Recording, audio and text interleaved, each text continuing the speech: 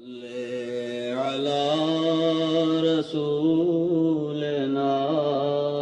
صلی علی محمد صلی علی رسولنا صلی علی محمد صلی علی محمد صلی علی محمد صلی علی محمد صلی علی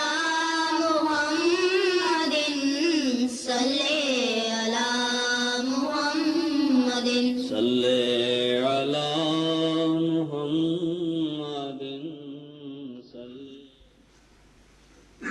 السلام علیکم ورحمۃ اللہ. اذان دے دیں.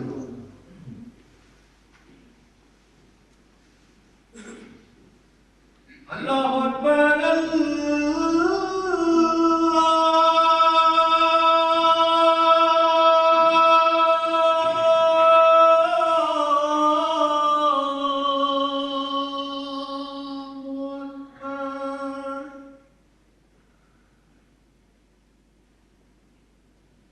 اللہ اکبر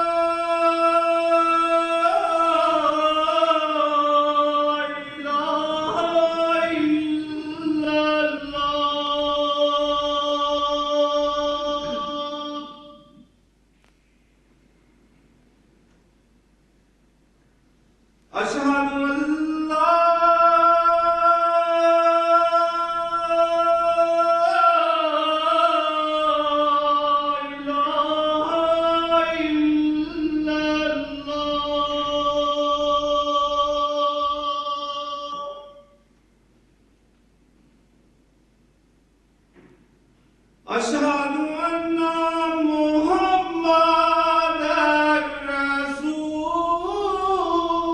اللہ.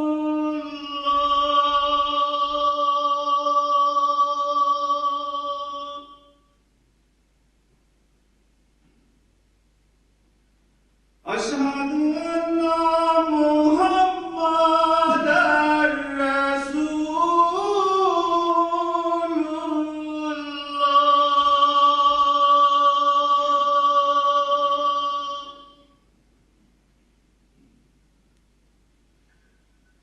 حی علی الصلاۃ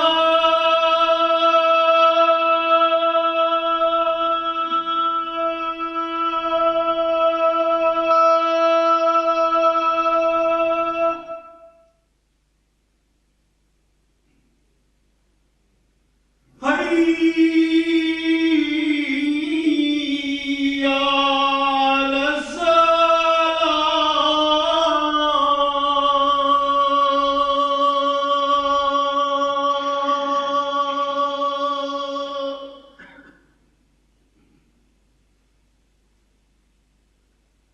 حی علی الفلاح.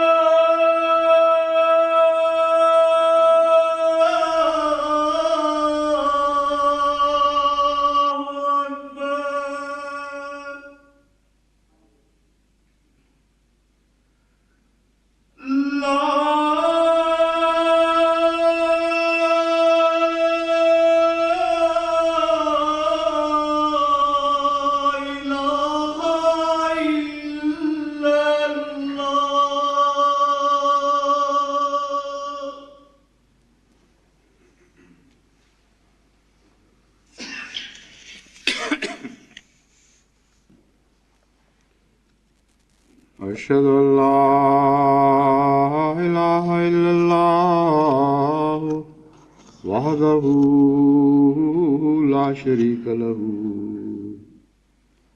وأشهد أن محمدا عبده ورسوله أما بعد فأعوذ بالله من الشيطان الرجيم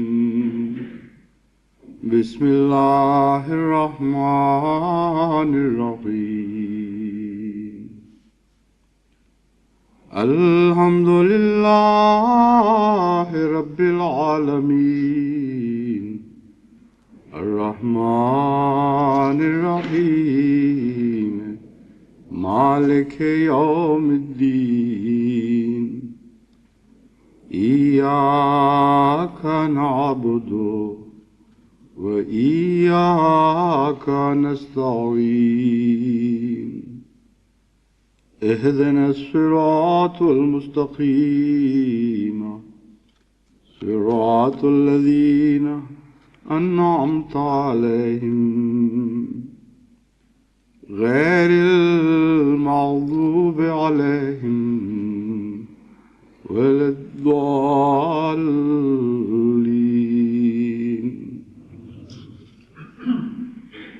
قل إن كنتم تحبون الله فاتبعوني يحببكم الله ويغفر لكم ذنوبكم والله غفور رحیم۔ گزشتہ خطبے میں نے یہ بیان کیا تھا کہ تقوی کی دو بنیادیں ہیں، ایک اللہ کی محبت اور ایک اللہ کا خوف، اور تقوی جہاں سے بھی شروع ہو بالآخر اس کی جڑ دوسرے مقام میں بھی گڑ جاتی ہے۔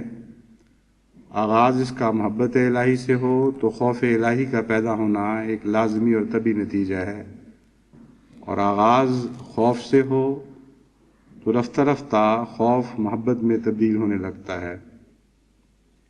لیکن وہ جنہیں اعلیٰ درجے کا تقوی نصیب ہوتا ہے ان کا آغاز بھی محبت ہی سے ہوتا ہے، اور مسلسل ان کی زندگی میں محبت کا پہلو غالب رہتا ہے۔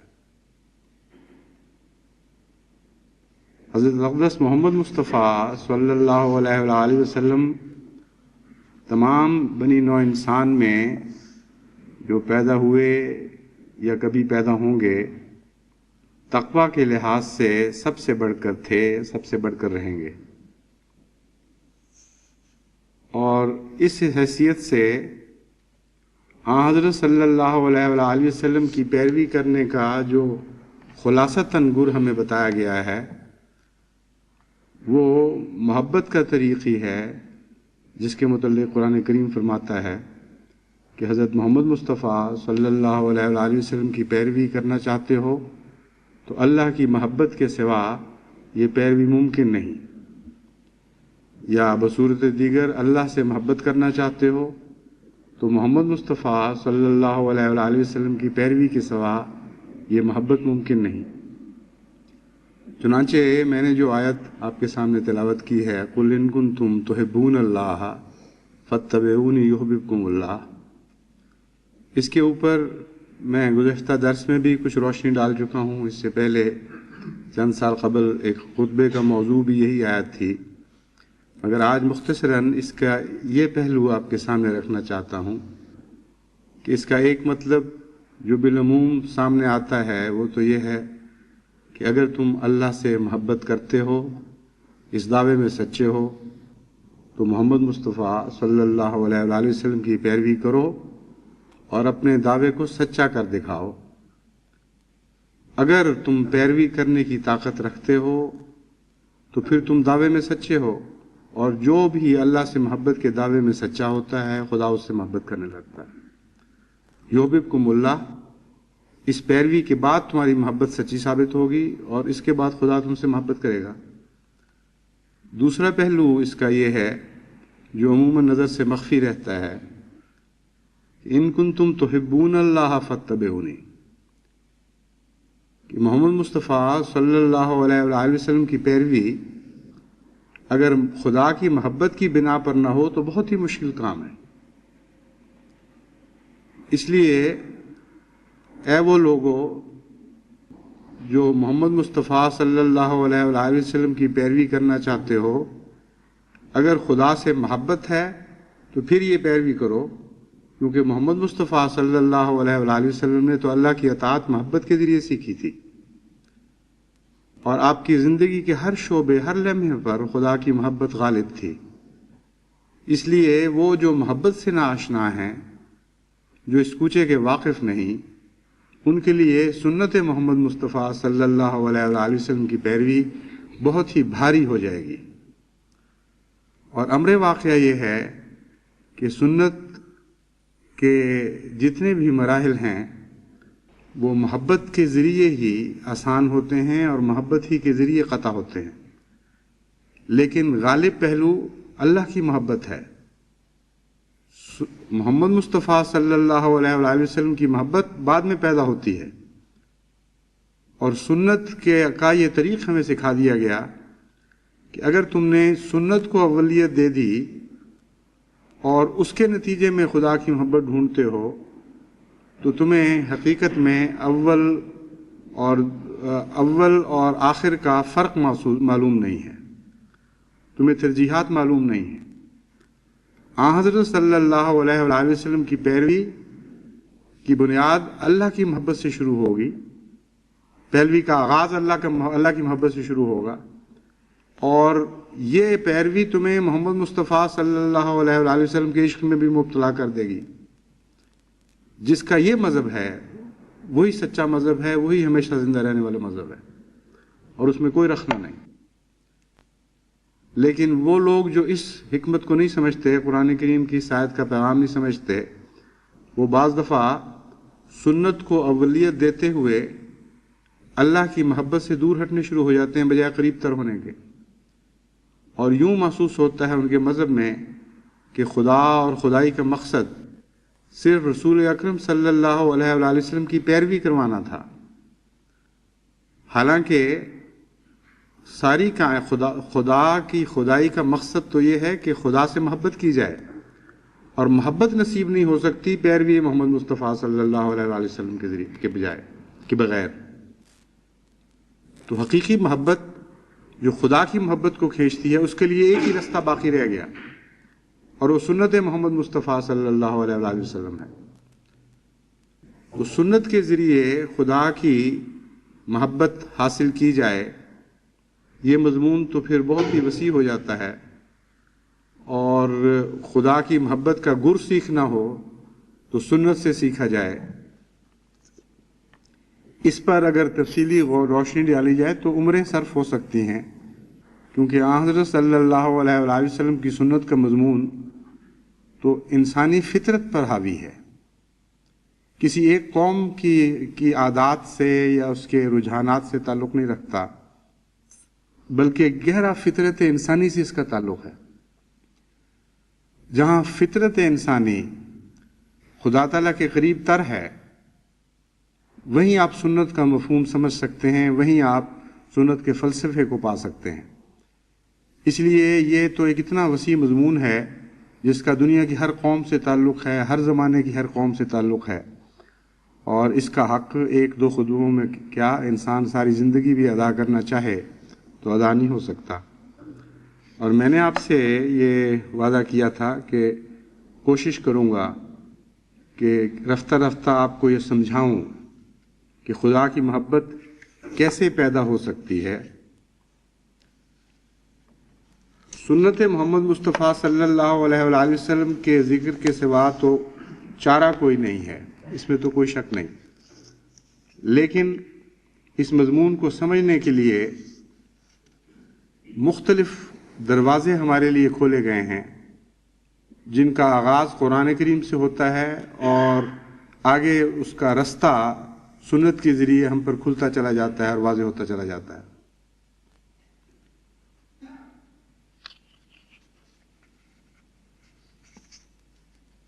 حضرت صلی اللہ علیہ وآلہ وسلم نے جو اللہ تعالیٰ کی محبت کے ہمیں راز بتائے اور وہ طریق سمجھایا کہ کس طرح خدا سے محبت پیدا ہوتی ہے، ان رازوں میں سے ایک یہ ہے کہ خدا تعالیٰ نے خود حضرت صلی اللہ علیہ وآلہ وسلم کو اپنے متعلق کچھ ایسی باتیں کہیں اور اس پیار کے انداز میں کہیں کہ ان کا ذکر جب حضرت صلی اللہ علیہ وآلہ وسلم کی زبان سے انسان سنتا ہے تو محبت پیدا کرنے کے لیے کسی دلیل کی ضرورت نہیں رہتی، اس ذکر کے ساتھ ساتھ دل میں محبت پیدا ہونی شروع ہو جاتی ہے۔ اس لیے سنت کا ایک جو یہ پہلو ہے کہ حدیث قدسی سے اس مضمون کو شروع کیا جائے، میرے نزدیک یہ سب سے زیادہ مؤثر طریق ہے۔ قرآن کریم کے ذکر کے بعد آپ حدیث قدسی کی تلاش کریں، حدیث قدسی کے بعد حضرت صلی اللہ علیہ وآلہ وسلم کی روزمرہ کی زندگی میں اس حدیث کو جاری ہوتا دیکھیں تو اس کے نتیجے میں خدا تعالیٰ کے پیار کا پانا ایک کوشش کے نتیجے میں نہیں، اس کی وجہ سے خدا کے پیار کو پانا ایک کوشش کے نتیجے میں نہیں ہوگا، بلکہ خود رو ندی کی طرح خود بخود بہتی چلی جائے گی یہ محبت، اور انسان کو محسوس بھی نہیں ہوگا کہ کس طرح میں خدا کی محبت کو پا گیا۔ ایک جاری سلسلہ بن جاتا ہے خدا کا پیار، اور اس سے زیادہ آسان طریق اللہ تعالیٰ کی محبت حاصل کرنے کا اور کوئی نہیں۔ مثال کے طور پر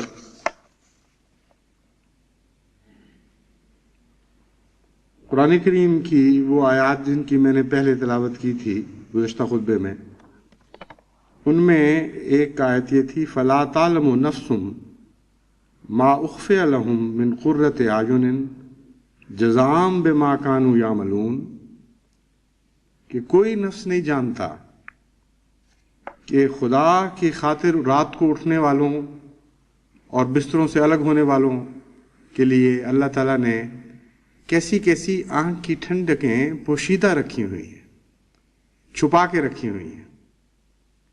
یہ آیت ہی خود ایک حیرت انگیز محبت کا مضمون ہے جس کی کوئی مثال دنیا کے عشقیہ کلام میں آپ کو دکھائی نہیں دے سکتی۔ وہ لوگ جو راتوں کو خدا کے لیے اٹھتے ہیں تتجافی جنوبہم عن المضاجع یدعون ربہم خوفا وطمعا، بے اختیار خدا کو خوف اور طمع سے پکارتے ہیں، ومما رزقناہم ینفقون، اور جو کچھ خدا نے انہیں دیا ہے خدا کے نام پر اس کے پیار کو جیتنے کے لیے خرچ کرتے ہیں۔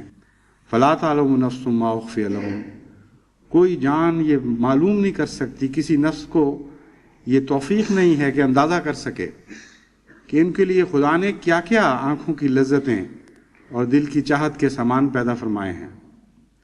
جزاء بما کانوا یعملون، یہ جزا ہے ان باتوں کی جو وہ کیا کرتے تھے۔ حضرت صلی اللہ علیہ وآلہ وسلم نے اس مضمون کو کہ خدا کی خاطر اپنے سارے اعمال کو ڈھالا جائے، کوئی اجر ایسا سامنے نہ ہو جسے ہم جنت کہتے ہیں، کوئی اجر ایسا نہ ہو جس کو ہم دنیا کی مراد سمجھتے ہیں، بلکہ خالصتاً محبت کی خاطر اللہ کے لیے انسان اٹھے اور محبت کی خاطر اسے یاد کرے، اور آخری مقصود رضائے باری تعالیٰ ہو۔ اس مضمون کو حضرت صلی اللہ علیہ وآلہ وسلم نے مختلف مواقع پر مختلف رنگ میں بیان فرمایا۔ چنانچہ ایک موقع پر حضرت اقدس محمد مصطفیٰ صلی اللہ علیہ وآلہ وسلم نے اللہ کی طرف یہ حدیث، یہ حکایت منسوب کرتے ہوئے فرمایا،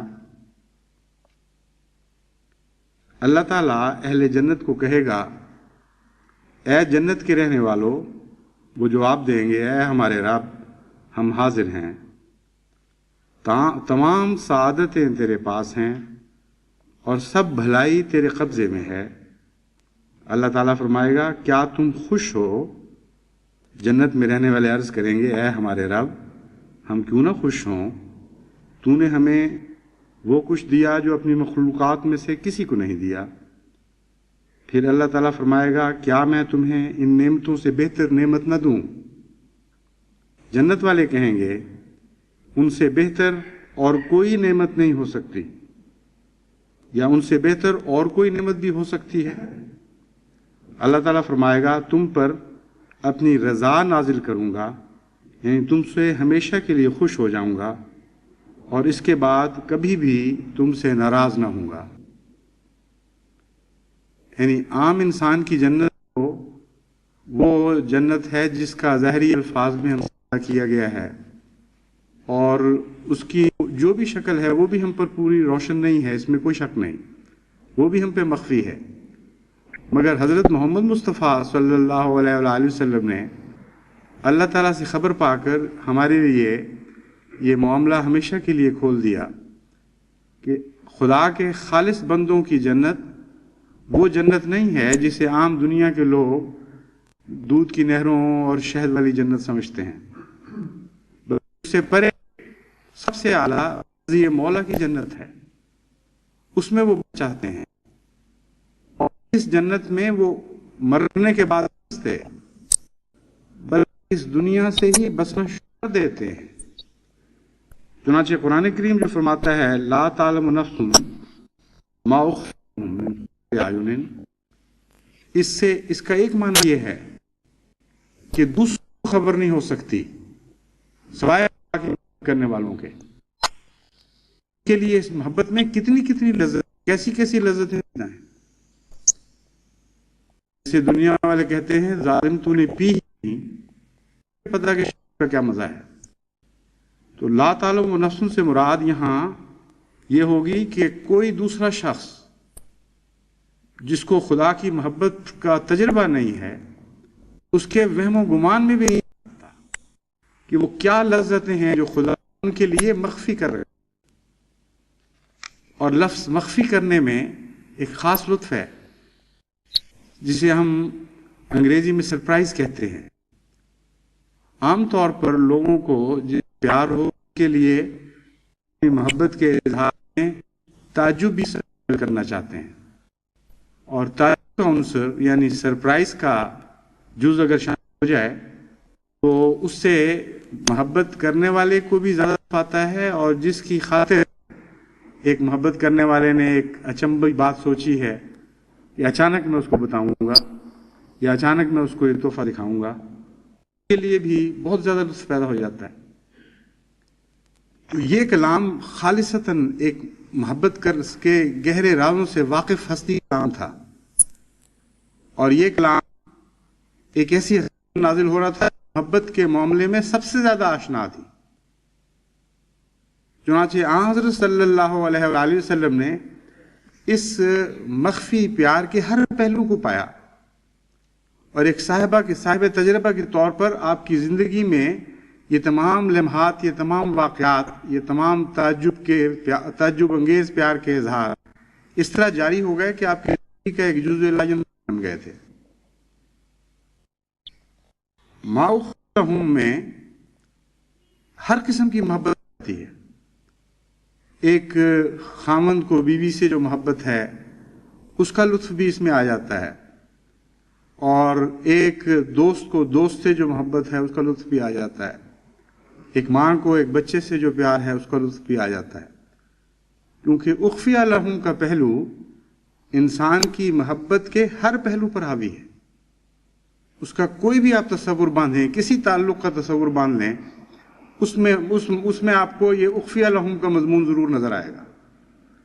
ہر انسان یہ چاہتا ہے کہ کچھ میں چھپا کے رکھوں۔ مائیں بعض دفعہ اپنے بچوں کے لیے چیزیں چھپا کے رکھ لیتی ہیں، اور بظاہر یہ اس طرح اپنا رویہ رکھتی ہیں کہ گویا کچھ نہیں کھانے کے لیے، پھر وہ اچانک جو نکال کے دکھاتی ہیں کہ دیکھو یہ ہے تمہارے لیے، تو بچے نہال ہو جاتے ہیں، الٹ الٹ کے ماں پہ گرتے ہیں کہ تو نے حد کر دیا، آج تو کمال ہو گیا، ہماری مرضی کی چیز تو نے چھپا کے رکھی ہوئی تھی۔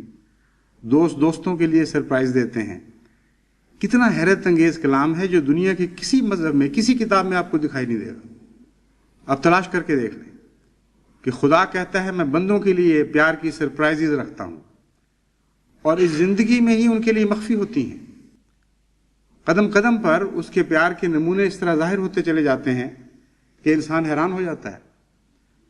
اور یہ جو آپ کے تجربے میں بھی بات آئی ہے، یہ حضرت محمد مصطفیٰ صلی اللہ علیہ وآلہ وسلم کی سنت کے طفیل ہے. اس طرف لوگوں کا دھیان نہیں جاتا، کیونکہ قرآن نے تو اس مضمون کو سنت سے باندھا ہوا ہے. فرمایا خدا محبت نہیں کرے گا جب تک محمد مصطفیٰ صلی اللہ علیہ وآلہ وسلم کے پیچھے نہیں چلو گے. اور ہم عام طور پر احمدیہ جماعت میں تو بکثرت اس بات کا اظہار دیکھتے ہیں کہ خدا کی خاطر کوئی انسان کوئی فعل کرتا ہے، پیار کا اظہار کرتا ہے، کوئی قربانی پیش کرتا ہے، تو خدا اس اتنے مختلف رنگ میں اس کا جواب اس کو دیتا ہے، اتنے مختلف رنگ میں اپنے پیار کا اظہار اس پر کرتا ہے، تو حیران رہ جاتا ہے کہ میرا تو عمل کچھ بھی نہیں تھا جس کے مقابل پر خدا نے اتنا مجھ سے پیار کیا. یہاں تک تو بات درست ہے، لیکن عموماً ذہن اگلا قدم نہیں اٹھاتا کہ مجھے کیوں نصیب ہوا. اس لیے کہ یہ طریق میں نے حضرت صلی اللہ علیہ وآلہ وسلم کی پیروی سے سیکھا تھا. اس لیے کہ حضرت صلی اللہ علیہ وآلہ وسلم کی پیروی نے میری ساری زندگی کے اوپر ایک نقش کیا ہوا ہے. اگر وہ نقش نہ ہو تو میں خدا کی محبت کا جلوہ اس حصے میں نہیں پا سکتا. اور جہاں جہاں وہ نقش نہیں ہوگا وہاں وہاں میری زندگی ویران ہوگی، اس میں کوئی حسن نہیں ہوگا. اور اس حصے میں زندگی کے اس دور میں وہ ایک سیر کرنے والا ایک ویرانے سے گزر رہا ہے جہاں اس کو نہ ٹھنڈا سایہ مل سکتا ہے، نہ کوئی خوبصورت موڑ ہے اس کے لیے، نہ کوئی سستانے کے لیے جگہ، نہ پیاس بجھانے کے لیے ٹھنڈا پانی. ایسے سفر سے طبیعت اکتا جاتی ہے. لیکن اگر خیال ہو، اگر یہ شعور بیدار ہو کہ لذت کیا ہے اور میں سفر کیوں کر رہا ہوں، اگر شعور مر چکے ہوں تو بعض دفعہ انسان لمبے سفر کرتا ہے، اس کو پتہ نہیں لگتا میں کیا کر رہا ہوں، بے ہوشی اور ایک بے وقوفی کی حالت میں اپنی زندگی بسر کر دیتا ہے. تو حضرت صلی اللہ علیہ وآلہ وسلم کی پیروی کا مضمون خدا کی محبت سے باندھ کر قرآن نے عجیب کرشمہ دکھایا ہے. ہر دنیا کا مضمون آسان کر دیا ہے، ہر نیکی کا سفر آسان کر دیا ہے. توحید کی روح ہمیں بتا دی. توحید خالص کہتے کس کو ہے؟ اور حضرت صلی اللہ علیہ وآلہ وسلم سے محبت کرنے کا فلسفہ کیا ہے؟ آپ پر درود ہم کیوں پڑھیں اور کس طرح پڑھیں؟ ہر پیروی کے بعد جب خدا آپ سے پیار کرے گا تو ہر پیار کے بعد آپ کو اگلا قدم اٹھانا چاہیے. ہر پیار کے بعد بے ساختہ آپ کے دل سے درود اٹھنا چاہیے کہ اے میرے آقا، اے میرے محمد، تیری جوتیوں کے غلام، ہم جیسے ذلیل انسانوں کو بھی خدا محبت کے اظہار فرما رہا ہے، اس لیے کہ ہم نے تیری پیروی کی تھی. اور خدا کی محبت کا ہر اظہار تیری پیروی سے باندھ دیا گیا ہے، اس کے سوا کوئی بھی نہیں ہے صورت. کس طرح انتشار کے ساتھ ایک پھر توحید پیدا ہوتی ہے اور کبھی نہ ٹوٹنے والی توحید کا مضمون انسان کے سامنے ابھرتا ہے. تو محبت کے ذریعے جو تقوی نصیب ہوتا ہے اس میں پھر افتراق کوئی نہیں ہوتا، اس میں مضمونوں کا آگے پیچھے کرنا یا خلط ملط کرنے کا خطرہ باقی نہیں رہتا. یہ وہم نہیں پیدا ہو سکتا پھر کہ حضرت صلی اللہ علیہ وآلہ وسلم کے مقام کو نعوذ باللہ من ذالک خدا کی توحید کے مقابل پر نہ کھڑا کر دیا جائے. ایسی حیرت انگیز آیت ہے قُلْ إِن كُنتُمْ تُحِبُّونَ اللَّهَ فَاتَّبِعُونِي يُحْبِبْكُمُ اللَّهُ، کہ اس کی روشنی میں آپ شش جہات میں سفر کر جائیں، آپ کے لیے کوئی ٹھوکر نہیں، کوئی خطرہ نہیں، کوئی خدشہ نہیں. تو تقوی اگر سیکھنا ہے تو اس میں شک نہیں کہ محمد مصطفیٰ صلی اللہ علیہ وآلہ وسلم سے سیکھا جائے گا، قدم قدم آپ کی پیروی سے سیکھا جائے گا. لیکن آغاز اس سفر کا خدا کی محبت کے سوا اور نہیں ہو سکتا. بس اس کا ایک دوسرا معنی یہ بھی بن جائے گا کہ ہر سفر کے لیے تم زیادہ راہ لیتے ہو، میرے پیچھے آنا چاہتے ہو، اگر میرے پیچھے چلنا ہے تو میں تو انہی کو بلاؤں گا جو خدا کی محبت کا زیادہ راہ لے کر میرے پیچھے چلتے ہیں. ورنہ میرا سفر ایسا وسیع ہے، ایسے رستوں سے گزرتا ہے کہ اس ذات کے سوا کوئی ذات تمہارے کام نہیں آ سکتا. چند دن میں فاقے مر جاؤ گے، تم میرے ساتھ نہیں چل سکو گے. ہاں خدا کی محبت کا مضمون لے کے چلتے ہو تو پھر ہر قدم، ہر وادی پہ تمہارا یہ سفر آسان ہوتا چلا جائے گا۔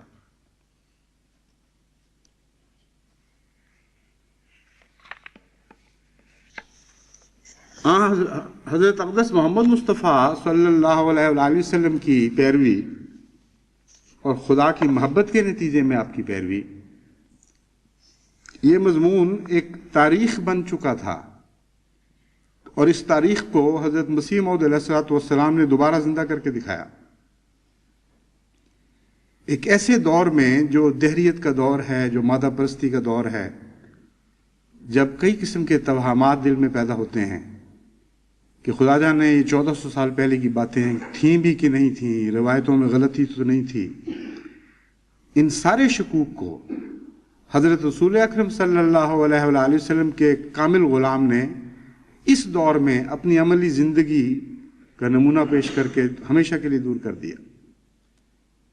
اور وہی خدا جو حضرت صلی اللہ علیہ وآلہ وسلم پر ظاہر ہوا تھا، آپ کی سنت کی برکت سے حضرت مسیح موعود علیہ السلام پر بھی ظاہر ہوا، اور وہی ادائیں تھیں، وہی پیار کی باتیں، وہی مضمون، اس میں کوئی فرق نہیں۔ حضرت مسیح موعود علیہ السلام فرماتے ہیں، خدا نے مجھے مخاطب کر کے فرمایا کہ تقویٰ ایک ایسا درخت ہے جس کو دل میں لگانا چاہیے۔ کیسی حیرت انگیز بات ہے، مگر کتنے پیار کی بات ہے، اور کوئی شخص جسے تجربہ نہ ہو وہ ایسی بات کر نہیں سکتا۔ جس نے خدا کو عقلی دلیلوں سے سیکھا ہو یا خدا کا تصور عقلی دلیلوں کے ذریعے باندھا ہو، اس کے منہ سے فقرہ جاری ہو ہی نہیں سکتا۔ اس لیے لازماً یہ خدا کا کلام ہے، وہ سچا ہے جس پر یہ کلام جاری ہوا۔ تقویٰ ایک ایسا درخت ہے جس کو دل میں لگانا چاہیے۔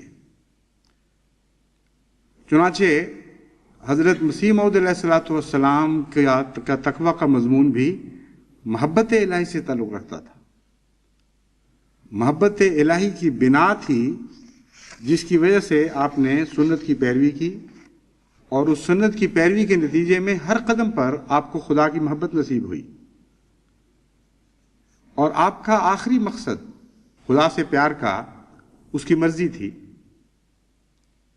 ایک موقع پر حضرت مسیح موعود علیہ السلام نے فرمایا کہ خدا سے محبت مجھے اتنی شدید ہے، اتنی گہری محبت ہے کہ اگر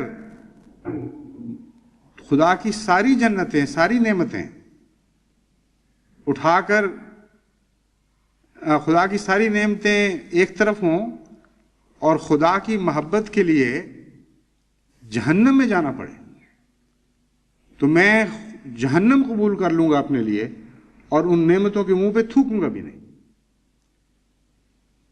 یہ کلام ایک ایسے شخص کی زبان سے جاری ہو سکتا ہے جو خدا کی رضا کی نعمتیں چکھ رہا ہو روزمرہ، وہ آئندہ کا منتظر نہ ہو، وہ ان چیزوں میں سے گزر رہا ہو۔ جو لذتوں سے آشنا نہیں ہے اس کے منہ سے تو یہ فقرہ جاری ہو ہی نہیں سکتا۔ اسی لیے حضرت مسیح موعود علیہ السلام نے اپنے کلام میں بھی، جس میں سے چند شعر میں نے پہلے بھی پیش کیے تھے، وہ آج پھر ایک حصہ ان کا پیش کرتا ہوں، اس بات کو خوب کھول کر بیان فرمایا ہے۔ کہتے ہیں، خدا سے وہی لوگ کرتے ہیں پیار جو سب کچھ ہی کرتے ہیں اس پر نثار، اسی فکر میں رہتے ہیں روز و شب کہ راضی وہ دلدار ہوتا ہے کب۔ بس خدا کی رضا کے لیے وہ سب کچھ کرتے ہیں، اور خدا کی رضا کی جنت ہی ہے جس کے وہ ہمیشہ طالب رہتے ہیں، اور یہ عشق کے بغیر ممکن نہیں۔ عاشق سے ایسی حرکتیں سرزد ہو سکتی ہیں، لیکن دوسرے شخص سے یہ کبھی ایسا نہیں ہو سکتا۔ اور حقیقت یہ ہے کہ ہمارے روزمرہ کی زندگی میں ایسے مشاہدات ہوتے رہتے ہیں جن کے نتیجے میں ہم خود یہ جان سکتے ہیں، تجربے سے یہ پہچان سکتے ہیں کہ اصل راز رضا اور پیار میں ہی ہے، نعمتوں میں نہیں ہے۔ چنانچہ آپ میں سے بہتوں کو یہ تجربہ ہوگا، کسی کے لیے، کوئی بچے کے لیے مثلاً ماں باپ میں سے کوئی باہر سے آتا ہے تو تحفہ لے کے آتا ہے. بعض بچے ایسے ہوتے ہیں خواہ اپنے ہوں یا کسی کے، ان کی زیادہ نظر تحفے پر ہوتی ہے، اور بعض بچے ایسے ہوتے ہیں جو تحفے کو ایک طرف پھینک دیتے ہیں. پہلے جب تک اپنے پیار کا چسکا پورا نہ کر لیں، گلے سے چمٹ نہ جائیں، گودی میں کچھ دیر نہ چڑھ بیٹھیں، اس وقت تک وہ تحفہ ان کے لیے ایک ثانوی حیثیت رکھتا ہے. تحفہ دینے والا جتنا ایسے بچے کی قدر کر سکتا ہے، اس کا 10واں حصہ بھی دوسرے بچے کی قدر اس کے دل میں پیدا نہیں ہو سکتی، جس کا تعلق تحفے کی وساطت سے ہوتا ہے اور ہمیشہ تحفے کی وساطت سے رہتا ہے. خدا کی نعمتیں ایک تحفہ ہیں، اور ان نعمتوں پر آپ جتنا غور کریں آپ کو خدا سے پیار ہوتا چلا جائے گا. مگر عارف باللہ جانتے ہیں، اور انہوں نے ہمیں یہ مضمون سکھایا کہ یہ تحفے منزلیں ہیں، رستے ہیں، آخری منزل نہیں. یا رستے کی عارضی منازل ہیں، وقفے ہیں.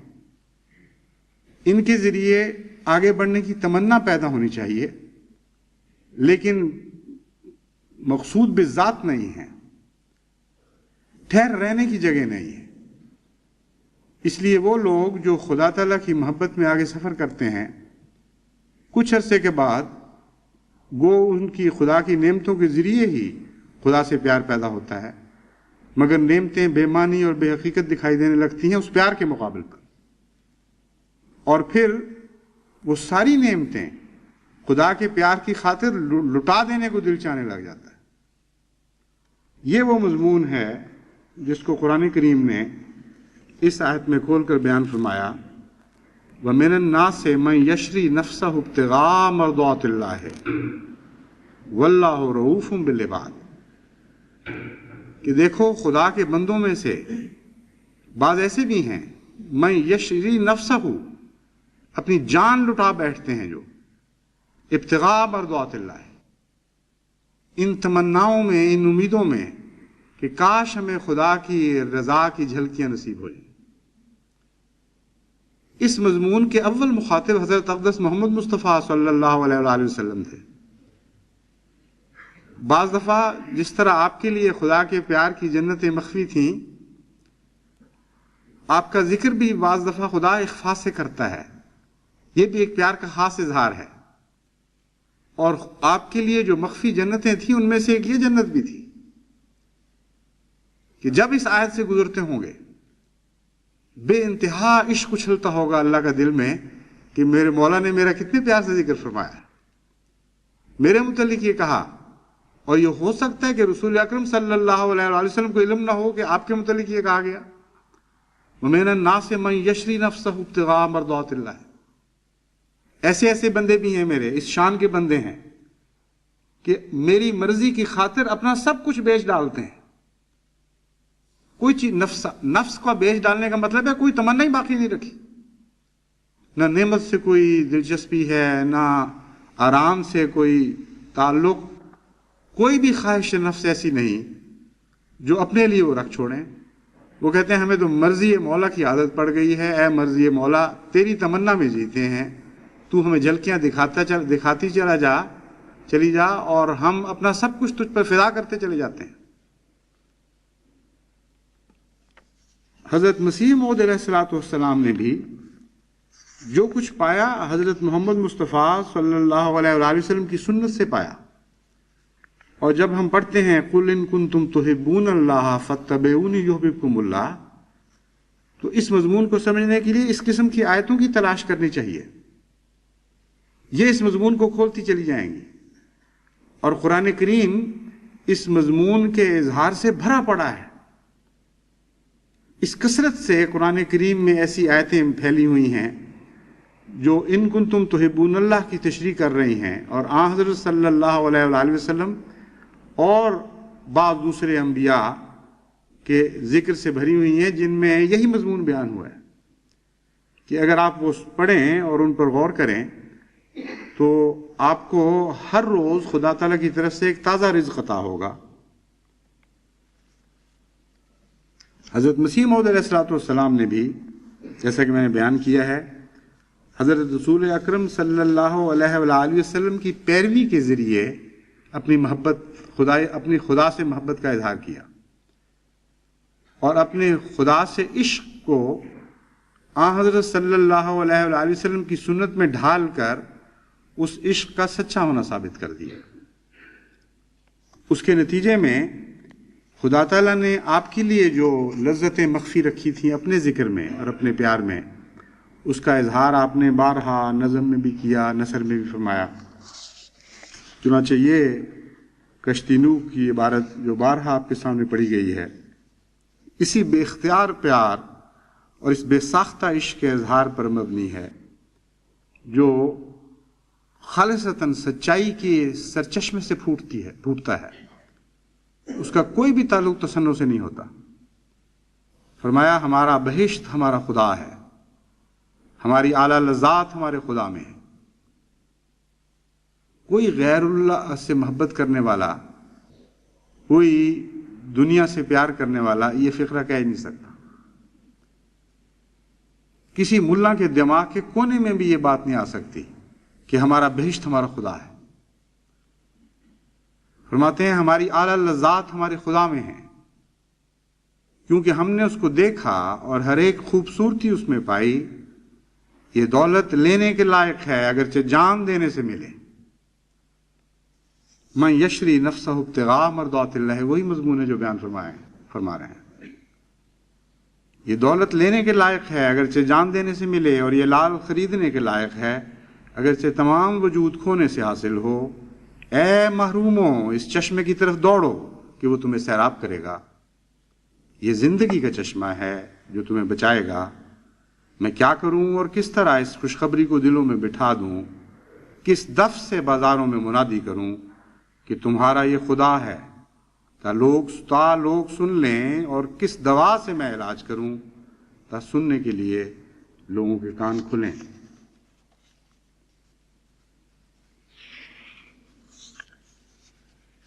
یہ جتنی بھی منازل ہیں اللہ کی محبت اور اس محبت کا اظہار سنت کے ذریعے،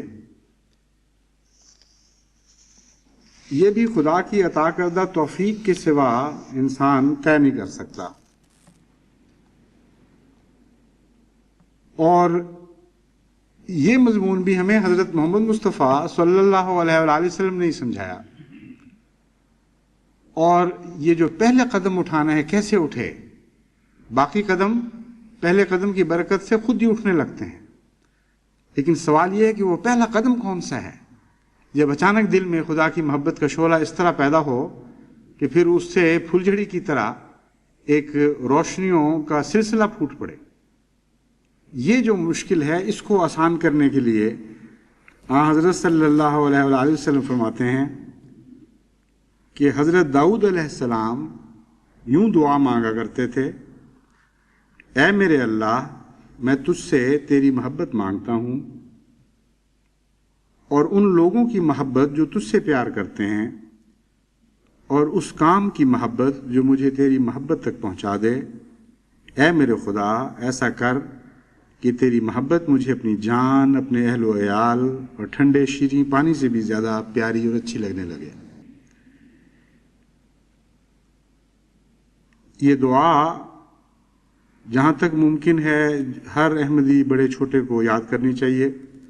مجھے یاد ہے قادیان میں ایک دفعہ حضرت مسلم موعود رضی اللہ تعالیٰ عنہ نے یہ دعا یاد کرنے کی تلقین بھی فرمائی، اور پھر آہستہ آہستہ پڑھ کر دوستوں کو سنائی تاکہ یاد کر لیں، اور بعد میں پھر باقاعدہ جماعت کی طرف سے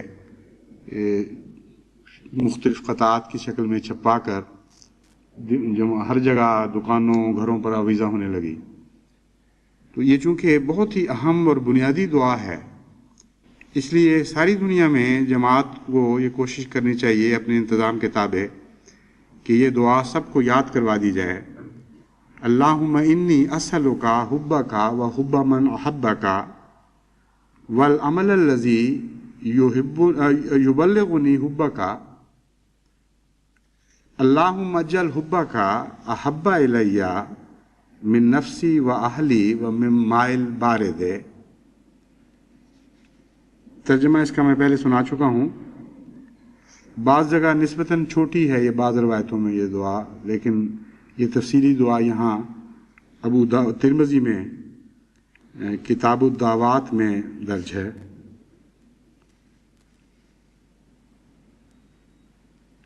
اس دعا میں کچھ اور باتیں بھی ہیں جو انسان کی نظر سے بالعموم میں نے دیکھا ہے کہ اوجھل ہو جاتی ہیں.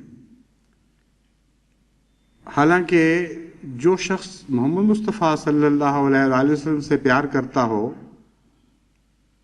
اس کی نظر سے اوجھل ہونی چاہیے نہیں. سوال یہ پیدا ہوتا ہے کہ اس دعا کا آغاز کیسے ہوا؟ کیا نعوذ باللہ حضرت صلی اللہ علیہ وآلہ وسلم کو خدا اس لیے یہ خبر دے رہا تھا کہ آپ کو پتہ نہیں تھا کہ خدا کی محبت کیسے حاصل کی جاتی ہے؟ اور کیا نعوذ باللہ حضرت داؤد کی مثال دے رہا تھا کہ داؤد سے سیکھو اگر مجھ سے محبت کرنا سیکھنا ہے؟ یہ تو بالکل ہی لغو خیال ہے، اس کی کوئی بھی حقیقت نہیں ہے. اور قرآن کریم اس مضمون کو بڑی شدت کے ساتھ ٹھکراتا ہے. حضرت صلی اللہ علیہ وآلہ وسلم اللہ تعالیٰ سے عشق کے مقام میں ایک اتنے بلند و بالا اور عرفہ منزل پر بلند و بالا اور عرفہ مقام پر فائز تھے کہ آپ کے اس مقام کو 7ویں آسمان سے بھی آگے گزر جانے والا دکھایا گیا ہے. اور مختلف انبیاء کو جو مختلف آسمانوں پر دکھایا گیا ہے یہ بتایا گیا ہے کہ ان کا خدا کا عرفان یہاں تک تھا، ان کا خدا کی محبت کا تصور یہاں تک تھا، وغیرہ وغیرہ. تو ظاہری طور پر تو یہ کوئی ایسے آسمان نہیں ہیں جن کو دکھایا گیا ہے اس حضرت صلی اللہ علیہ وسلم کے معراج میں. یہی مضمون تھا کہ خدا کی محبت اور خدا کے عرفان میں کون سا نبی قریب تر ہوا. تو اس مضمون کے سامنے اس حدیث کا یہ ترجمہ اس حدیث کے متعلق یہ خیال کر لینا کہ خدا تعالیٰ رسول اللہ صلی اللہ علیہ وسلم کی تربیت کر رہا تھا، یہ تو بالکل عقل میں پڑنے والی بات نہیں ہے. اس لیے بھی یہ حدیث بیان نہیں ہو سکتی، اس لیے بھی یہ مضمون رسول اللہ صلی اللہ علیہ وسلم کے سامنے بیان نہیں ہو سکتا کہ آپ اپنی امت کو بتائیں کہ اس معاملے میں آپ کی نہیں بلکہ حضرت داؤد کی پیروی کریں. یہ کیسے ہو سکتا ہے؟ جس کی سنت کامل ہو اس کی پیروی کو چھوڑ کر ایک پرانے نبی کا ذکر کر کے کہ اس کی پیروی کرو، یہ نہیں ہو سکتا، ناممکن ہے. اس حدیث کے مضمون کو سمجھنے کے لیے بھی محبت کا عرفان ہونا ضروری ہے، اس کے بغیر یہ حدیث سمجھ نہیں آ سکتی. ایک شخص جو اپنے محبت میں بہت بڑھ جاتا ہے، بسا اوقات اس کی اپنے محبوب سے گفتگو اس طرح ہوتی ہے کہ میرے سوا تو نے کس سے پیار کیا ہے، اس کی باتیں بھی مجھے بتا. میرے سوا کس نے تجھ سے پیار کیا تھا، مجھے اس کے قصے بھی سنا. اور یہ ذکر بھی بہت پیار کا مخفی طریق پر ایک عاشق اور ایک محبوب کے درمیان چلتا رہتا ہے. کبھی شکوے کا رنگ اختیار کر لیتا ہے، کبھی چولوں کا رنگ اختیار کر لیتا ہے، کبھی اس تمانیت کا رنگ کہ ہاں مجھ سے بڑھ کر کبھی اس نے کسی اور سے پیار نہیں کیا. تو یقیناً حضرت صلی اللہ علیہ وآلہ وسلم سے خدا تعالیٰ نے ان واقعات کا اظہار جو گزشتہ انبیاء کے خدا کے پیار سے تعلق کے واقعات ہیں اسی رنگ میں فرمایا ہے، اور کوئی اس کا مقصد نہیں تھا. اور حضرت صلی اللہ علیہ وآلہ وسلم کے سامنے جب یہ مضمون پیش ہوا ہوگا تو کوئی نئی بات آپ کو معلوم نہیں ہوئی. یہ معلوم ہوا کہ داؤد نے بھی منتیں کر کر کے خدا سے محبت مانگی تھی، اور جو بھی خدا سے محبت مانگتا ہے ہر انسان کو اللہ تعالیٰ محبت عطا کر دیتا ہے. مگر یہ مراد نہیں ہے کہ اس محبت کا مقام گویا کہ آن صلی اللہ علیہ وسلم کی محبت سے افضل تھا. لیکن یہ جو باتوں کا رنگ ہے اس سے معلوم ہوتا ہے کہ بہت ہی ایسے پیار کے قصے چلتے رہے حضور اکرم صلی اللہ علیہ وسلم اور اللہ کے درمیان، جن کی بسا اوقات محض اشارتاً جھلکیاں دکھائی دیتی ہیں اور وہ بھی مخفی چل رہے ہیں. چنانچہ اس لحاظ سے میں نے بسا اوقات احادیث پر غور کیا ہے تو میں حیران رہ گیا کہ بہت سی حدیثیں ہیں جن کے مضمون کو ہم دوسروں کے اوپر چسپاں ہوتا ہوا سمجھتے ہیں، دراصل مخفی طور پر حضرت اقدس محمد مصطفیٰ صلی اللہ علیہ وآلہ وسلم کی محبت کا مضمون لیے ہوئے تھی، اور آن حضرت صلی اللہ علیہ وآلہ وسلم میں اس قدر انکساری تھی اور اتنی حیا تھی کہ بعض دفعہ ایسے مضمون کو ذکر کرتے ہوئے جس کا آپ کی ذات سے تعلق ہوتا تھا، حیا کی وجہ سے کہ میری محبت ظاہر نہ ہو جائے، کھل نہ جائے سب کے سامنے، یوں ذکر فرما دیا کرتے کہ خدا کے ایک بندے نے ایسا کیا، اور خدا کے ایک بندے سے خدا نے ایسی بات کی۔ اور بعض دفعہ ملتی جلتی باتیں دوسرے انبیاء کی بیان فرما دیا کرتے تھے۔ تو جب خدا کہتا ہے قُلْ إِن كُنتُمْ تُحِبُّونَ اللَّهَ فَاتَّبِعُونِي يُحْبِبْكُمُ اللَّهُ، تو اس دعوے میں یا اس پیغام میں جو آن حضرت صلی اللہ علیہ وآلہ وسلم کی زبانی ہمیں موصول ہوا، ایک ذرہ بھی مبالغہ نہیں ہے، ہرگز اس میں کوئی تحدی نہیں ہے، کوئی زبردستی نہیں ہے ہم پر۔ یہ کوئی ایسا دعویٰ نہیں ہے کہ بس میں نے نہیں اب تم سے پیار کرنا کہ جب تک تم محمد رسول اللہ علیہ وسلم کے پیچھے نہ چلو۔ اس دعوے کا یا اس تلقین کا ذرہ ذرہ سچا ہے، اور کسی جگہ سے نصیب ہو ہی نہیں سکتا خدا کے پیار کا طریق سیکھنا۔ کسی در سے اب یہ میں نہیں بٹتی جو محمد مصطفیٰ صلی اللہ علیہ وآلہ وسلم کے در سے بٹتی ہے، سارے پیمانے خشک ہو گئے۔ اگر کسی نے خدا سے سچے پیار کا طریق سیکھنا ہے تو سوائے اس کے کہ حضرت محمد مصطفیٰ صلی اللہ علیہ وآلہ وسلم کی پیروی کرے اور تلاش کرے، باریک نظر سے دیکھے کہ کس طرح آپ خدا سے پیار کیا کرتے تھے اور کس طرح پیار کے راز و ریاض ہوا کرتے تھے آپ کے اور اللہ کے درمیان، اس سے اللہ تعالیٰ فرماتا ہے کہ بے اختیار میں تم سے محبت کرنے لگوں گا۔ یحببکم اللہ، اس کے درمیان میں کوئی صلہ نہیں رکھا، کوئی اور لفظ نہیں رکھا، شرط یہ بیان فرما دی کہ اگر تم محبت کرتے ہو تو محمد رسول اللہ علیہ وسلم کے پیچھے چلو، جہاں جہاں آپ گئے ہیں وہیں میں ملوں گا، اور اس طرح ملوں گا کہ میں تمہیں محبت اور پیار سے دیکھ رہا ہوں گا۔ اس لیے یہ مضمون کامل بھی ہو گیا ہے اور مختصر بھی ہے، بہت وسیع بھی ہے اور بہت مختصر اور آسان بھی۔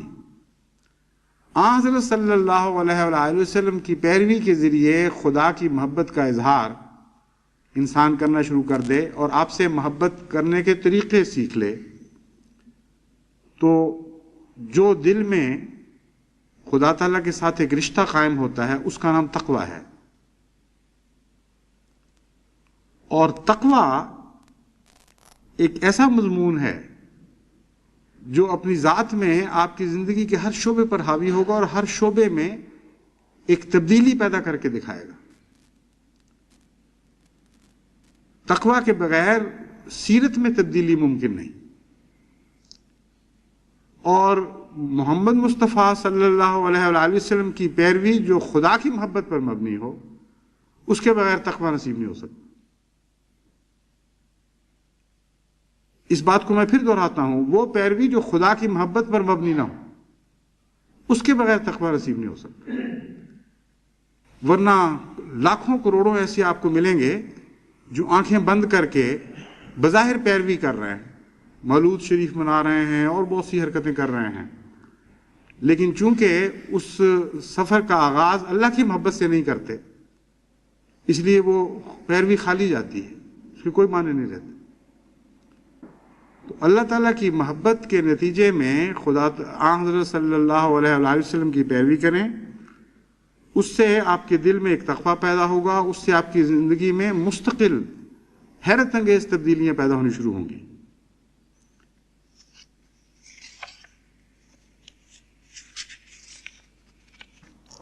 حضرت مسیح موعود علیہ السلام نے اس مضمون کو خوب کھول کر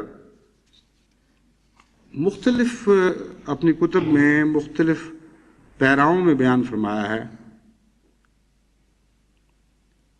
تقویٰ کے نتیجے میں انسان کو عقل کیسے حاصل ہوتی ہے، اور تقویٰ اور عقل دراصل ایک ہی چیز کے دو نام بن جاتے ہیں۔ اس مضمون پر روشنی ڈالتے ہوئے حضرت مسیح موعود علیہ السلام فرماتے ہیں یا ایھا الذین آمنوا ان تتقوا اللہ یجعل لکم فرقانا ویکفر عنکم سیئاتکم ویجعل لکم نورا تمشون بہ.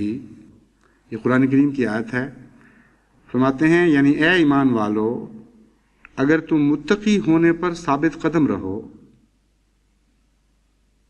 اور اللہ تعالیٰ کے لیے اتقاء کی صفت میں قیام اور استحکام اختیار کرو، تو خدا تعالیٰ تم میں اور تمہارے غیروں میں فرق رکھ دے گا.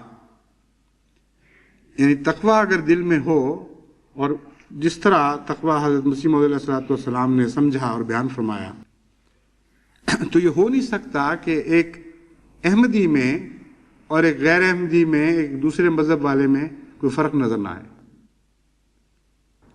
یہ وہ بنیادی چیز ہے جو ہمارے لیے ہمیشہ کسوٹی کا کام دیتی رہے گی، اور اس کسوٹی پر ہمیں اپنے آپ کو پرکھنا پڑے گا.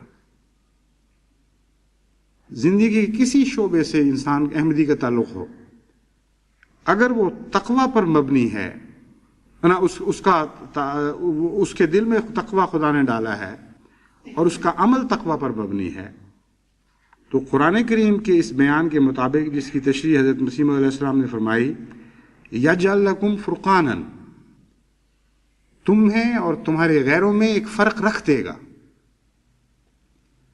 اب یہ بھی بڑا دلچسپ مضمون ہے.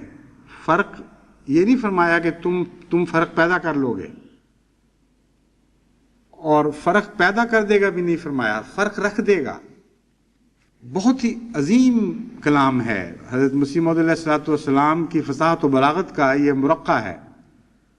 فرماتے ہیں یہ جو تقوی ہے، یہ بھی چونکہ خدا تعالیٰ کی طرف سے نصیب ہوتا ہے، تقوی کا پھل بھی خدا کی طرف سے ملتا ہے، اور جو انسان فرق کر کے دکھانا چاہتا ہے اس کے لیے تو کوشش درکار ہوتی ہے. لیکن یہاں سچے تقوی کے نتیجے میں پھل کے طور پر آسمان سے یہ فرق نازل ہوتا ہے. وہ خدا شخصیت میں سجا رہا ہے، رکھ رہا ہے چیزیں کہ یہاں میں یہ فرق رکھ رہا ہوں. اور جو فرق خدا رکھتا ہے اس فرق میں اور پیدا کیے ہوئے فرق میں، انسان کی کوششوں سے جو فرق پیدا ہوتے ہیں، زمین و آسمان کا فرق ہوتا ہے. خدا کا رکھا ہوا فرق بالکل اور چیز ہے، وہ کیفیت ہی اور ہے. اس کی کوئی تشبیہ آپ دنیا میں دے نہیں سکتے کسی چیز سے. ایک خلق ہے جو انسان اپنی کوشش سے بناتا ہے، اور ایسا خلق آپ کو دنیا کی ہر تہذیب میں دکھائی دے گا. وہ بھی ایک فرق ہوتا ہے. غیر اخلاقی قوموں کی نسبت اخلاق یافتہ قومیں اخلاق زیادہ بہتر ہوتی ہیں. وہ جو اخلاق باختہ قومیں ہیں ان میں اور اخلاق یافتہ قوموں میں ایک ایسا فرق ہے جو ہر ایک آدمی کو دکھائی دیتا ہے. مگر یہ جو فرق ہے جو مسیح موعود علیہ السلام فرما رہے ہیں، یہ خدا رکھتا ہے. ان اخلاق یافتہ قوموں میں یہ لوگ بالکل ممتاز دکھائی دیتے ہیں جن کو خدا تعالیٰ اپنے فضل سے تقوی کے نتیجے میں ایک اخلاقی برتری عطا فرماتا ہے. وہ ان کے مقابل پر یوں لگتا ہے جیسے زمین کو آسمان سے کوئی نسبت نہیں. ان دنیا والوں کے اخلاق کو ان خدا سے اخلاق ماننے والوں کے ساتھ کوئی نسبت نہیں رہتی. اور پھر وہ فرق کیا ہے؟ وہ عقل کل ہے، جس کو آپ اخلاق کہہ لیں یا نور کہہ لیں یا تقوی کا عملی اظہار کہہ لیں، جو نام بھی آپ دیں. حضرت مسیح موعود علیہ السلام اسی آیت کی روشنی میں تشریح کرتے ہوئے فرماتے ہیں وہ فرق یہ ہے کہ تم کو ایک نور دیا جائے گا جس نور کے ساتھ تم اپنی تمام راہوں پر چلو گے، راہوں میں چلو گے. یعنی وہ نور تمہارے تمام افعال اور اقوال اور قوا اور حواس میں آ جائے گا. تمہاری عقل میں بھی نور ہوگا اور تمہاری ایک اٹکل کی بات میں بھی نور ہوگا. یہ جو بات ہے اٹکل کی بات میں بھی ایک نور ہوگا، یہ بھی ہر صاحب فہم جانتا ہے کہ یہ بات صاحب تجربہ کے بغیر کوئی بیان نہیں کر سکتا. بسا اوقات آپ صحابہ کی روایات میں یہ بات پڑھتے ہیں کہ حضرت مسیح موعود علیہ السلام نے ایک بات کہی اور خدا نے اسی طرح پوری کر دی. اور یہ بات حضرت رسول اکرم صلی اللہ علیہ وآلہ وسلم کی پیشگوئی کے مطابق تھی. اللہ تعالیٰ نے آپ کو اپنے بعض غلاموں کے متعلق یہ خبر دی تھی کہ اگر وہ خدا پر قسم بھی کھا جائیں گے تو خدا ان کے پیار کی وجہ سے ان کی قسموں کو پورا کر دے گا، حالانکہ خدا کی طرف سے ان کو خبر نہیں دی گئی ہوگی. تو جو وعدہ دیا گیا تھا حضرت محمد مصطفیٰ صلی اللہ علیہ وآلہ وسلم کو، جس کی بنیاد قرآن کی اس آیت میں ہے یجعل لکم فرقانا، اور بعد میں فرمایا وَيَجْعَلْ لَكُمْ نُورًا تَمْشُونَ بِهِ، اور تمہارے لیے ایک نور پیدا کرے گا جس کے ذریعے تم چلو گے.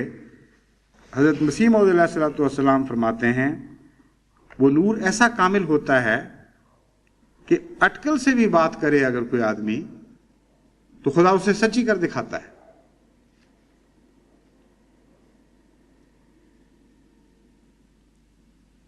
فرماتے ہیں تمہاری آنکھوں میں بھی نور ہوگا اور تمہارے کانوں اور تمہاری زبانوں اور تمہارے بیانوں اور تمہاری ہر ایک حرکت اور سکون میں نور ہوگا.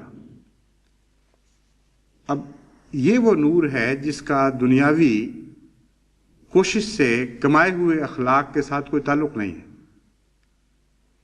دنیا جس نور کو سمجھتی ہے اس کا تو آنکھوں سے تعلق ہے یا بصیرت سے تعلق ہے، لیکن کانوں میں نور کیسے ہو سکتا ہے؟ دنیا کے تصور میں تو یہ بات آ ہی نہیں سکتی. حرکت میں کیسے نور ہو سکتا ہے؟ سکون میں کیسے نور ہو سکتا ہے؟ اور زبانوں اور بیانوں میں کیسے نور ہو سکتا ہے؟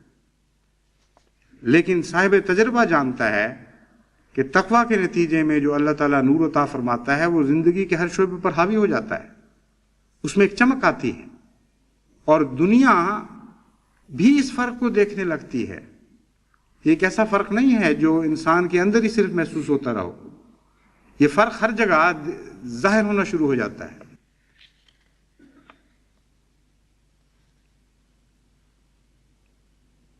پھر فرماتے ہیں جن راہوں میں تم چلو گے وہ راہ نورانی ہو جائیں، وہ راہیں نورانی ہو جائیں گی، یعنی رستوں پر اپنا نور چھوڑتے چلے جاؤ گے. جس طرح ایک کیمیاوی روشنی سے منور ہونے والی چیز بسا اوقات جن جگہوں پر چلتی ہے اس کیمیاوی مادے کا کچھ نہ کچھ اثر پیچھے چھوڑتی چلی جاتی ہے اور کچھ عرصے تک وہ رستہ چمکتا رہتا ہے. یہ مشاہدہ وہ جو جانتے ہیں اس قسم کی کیمیاؤں کو جن کے اندر خدا نے چمکنے کا مادہ رکھا ہوا ہے وہ کرتے بھی ہیں اور تماشے کے طور پر دکھا بھی سکتے ہیں. وہ لکیر جہاں جہاں سے وہ گزرے گی چیز وہ پیچھے ایک لکیر چھوڑتی چلی جائے گی جو چمکتی رہتی ہے. تو حضرت مسیح موعود علیہ الصلوۃ والسلام فرماتے ہیں کہ خدا نے جو تقویٰ کے اندر نور رکھا ہے اس میں بھی یہ کیفیت ہے. جن راہوں سے یہ لوگ گزرتے ہیں ان راہوں کو چمکا دیتے ہیں. غرض جتنی تمہاری راہیں، تمہارے قوا کی راہیں، تمہارے حواس کی راہیں ہیں وہ سب نور سے بھر جائیں گی اور تم سراپا نور میں ہی چلو گے. یعنی لطف کی بات یہ ہے. پھر ان راہوں کی تشریح فرمائی. یہ گلیاں ظاہر کی گلیاں مراد نہیں ہیں کیونکہ جس نور کی بات ہو رہی ہے اس کا ان ظاہری گلیوں سے تعلق نہیں.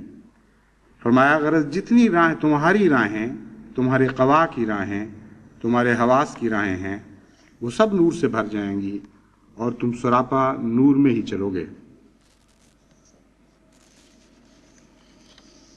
یہ مضمون تو بہت ہی وسیع اور بڑا دلچسپ ہے. میں نمونے کے طور پر ایک آدھ بات آپ کے سامنے رکھی ہے مگر خلاصہ یہی ہے کہ محبت ہے تو آن وسلم کی پیروی کرو اور ثابت کرو کہ تمہیں محبت ہے. محبت ہے تو آن حضرت صلی اللہ علیہ وآلہ وسلم کی پیروی اس محبت کو اتنا بڑھا دے گی اور اتنا چمکا دے گی کہ اس پیروی کے نتیجے میں خدا تم سے محبت کرنے لگے گا اور پھر تمہارا دل یقین سے بھر جائے گا کہ تمہاری محبت سچی ہے. اور اس رستے پہ سفر کے دوران تمہیں نور نصیب ہوگا، تمہیں تقویٰ عطا ہوگا، تمہیں عقل کل معلوم ہوگی. تمہیں معلوم ہوگا کہ یہ عقل کل جس کا قصہ سنا کرتے تھے یہ ہے کیا، کس طرح ہر بات انسان کی درست ہو سکتی ہے اگر وہ اللہ تعالیٰ کی محبت سے روشنی حاصل کرے۔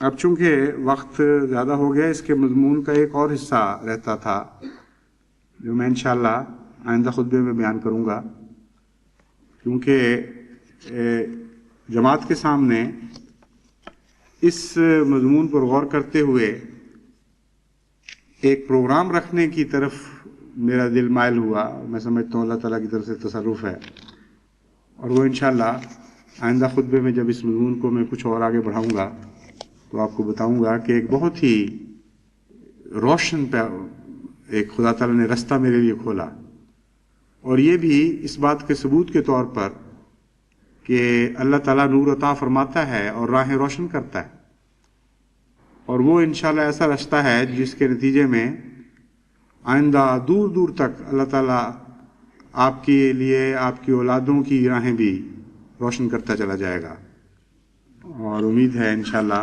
آئندہ خطبے میں اس مضمون کو میں کھول کر بیان کروں گا۔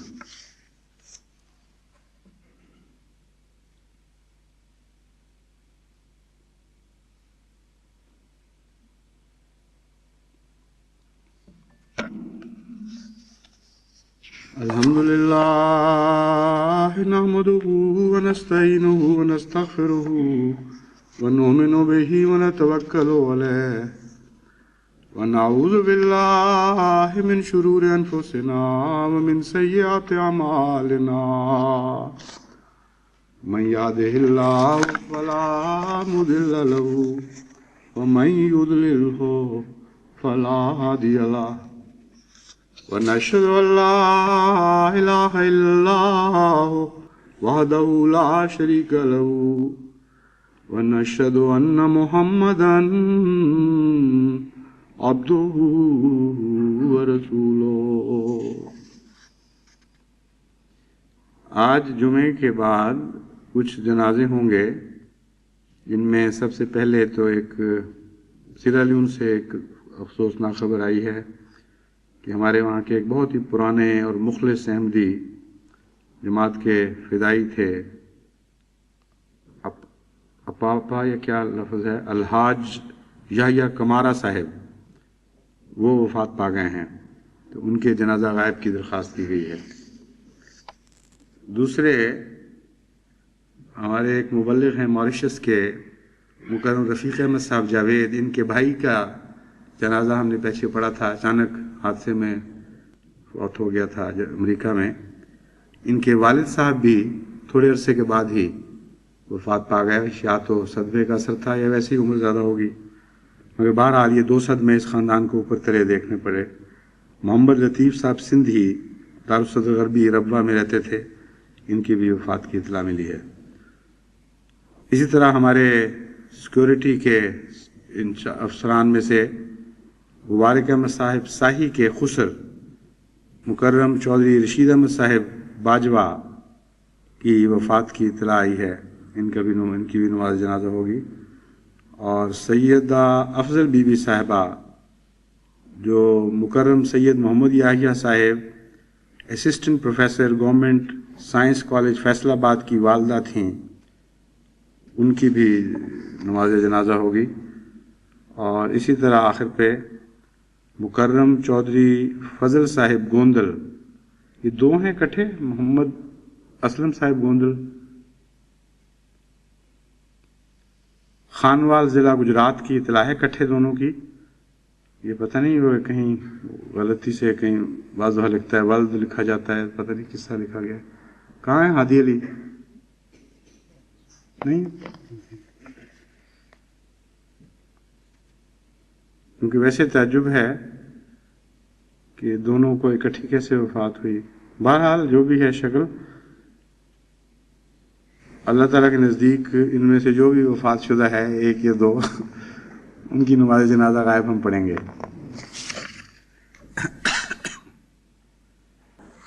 عباد اللہ رحمکم اللہ، ان اللہ یامر بالعدل والاحسان وإيتاء ذي القربى وينهى عن الفحشاء والمنكر والبغي اذكروا الله يذكركم وادعوه يستجب لكم